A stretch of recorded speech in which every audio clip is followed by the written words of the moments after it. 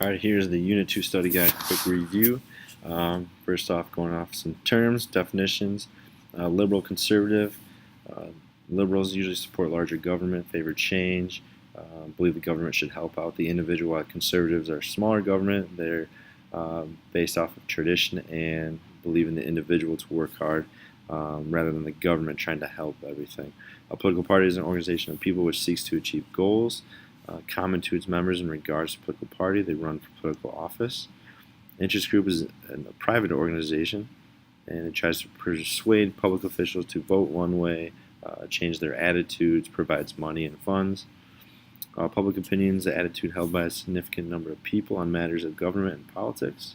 Your political socialization is always ongoing and developed throughout your life, or your political ideas, beliefs, and attitudes. We talk about Republican and Democrat. Republican is your right-wing traditional conservative. Democrats are your liberal left-wing progressive. The electorate, those are the people that are eligible to vote. And a lobbyist is someone who works for an interest group and tries to persuade people to vote one way. So they try to persuade the Congress people. A couple key questions. Washington, when he talked about political parties, he was against them. He also warned that they would create some type of conflict. What do political parties actually do? What is their function or roles?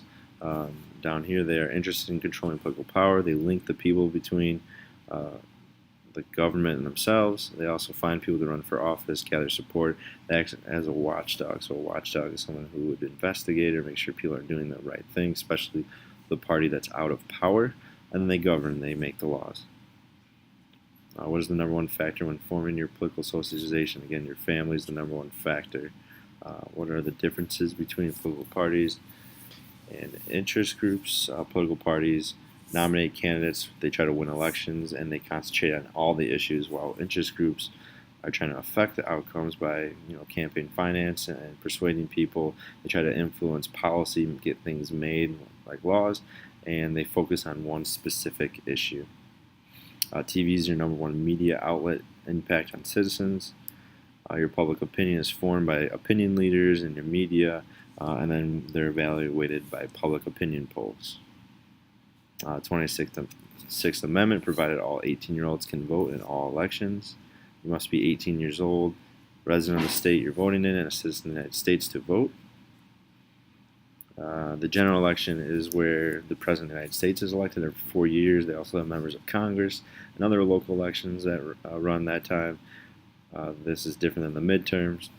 The first Tuesday after the first Monday in November is when the general election occurs every 4 years. Different types of voting: straight ticket, vote for just one political party; split ticket, where you vote for different political parties, so you're more so voting for the person. You can write-in vote, so if someone's name does not appear on the ballot, you can write their name in. And then there's absentee voting, where you can get a ballot sent to you. You can get to the polls, maybe live in a different location and want to vote. The Electoral College we briefly discussed is when it elects the president. It's a system that was set up basically because of technology, and they did not trust the people, but it's a body of delegates that represent each state. And the number you get is the total number of representatives in the House and your 2 senators, and you need 270 votes to win. When we look at the ideologies, we talked about liberal, conservative already. Find a couple key issues that Democrats and Republicans, or liberals and conservatives, would support, and write those issues down. Use the charts that we have and the homework assignment, the 2 sides to an issue, in order to help you fill out this chart.